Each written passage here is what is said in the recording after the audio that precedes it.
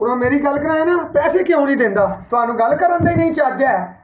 ਆਏ ਮੁੰਸ਼ੀ ਸਾਡੇ ਪੈਸੇ ਕਿਉਂ ਨਹੀਂ ਤੁਸੀਂ ਦਿੰਦੇ ਪਿਆ? ਪੈਸੇ ਅੱਜ ਕੱਲ ਸਾਡੇ ਭਜਨ ਅੱਜ ਤੇ ਜੁਮੇ ਵਾਲੇ ਦਿਨ ਛੁੱਟੀ ਹੈ, ਕੋਈ ਬੰਦਾ ਫੈਕਟਰੀ ਹੈ ਹੀ ਨਹੀਂ, ਪੈਸੇ ਕਿਵੇਂ ਦਈਏ ਜੀ? ਚੱਲ ਕੱਲ ਹਫਤੇ ਕੱਲ ਪੈਸੇ ਕੱਲ ਛੜੇ ਅਜੇ। ਹਫਤਾ ਇਤਵਾਰ ਬੈਂਕ ਬੰਦ ਹੁੰਦੇ ਨੇ, ਉਹ ਤੁਹਾਨੂੰ ਵੀ ਪਤਾ ਹੈ ਭਾਈਜਾਨ, ਛੁੱਟੀ ਹੈ।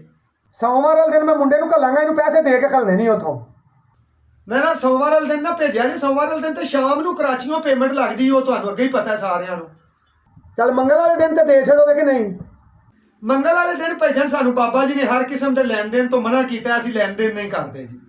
ਉਹ ਯਾਰ ਭਾਈ ਬੁੱਧ ਵਾਲੇ ਦਿਨ ਪੈਸੇ ਦੇ ਛੱਡੋਗੇ?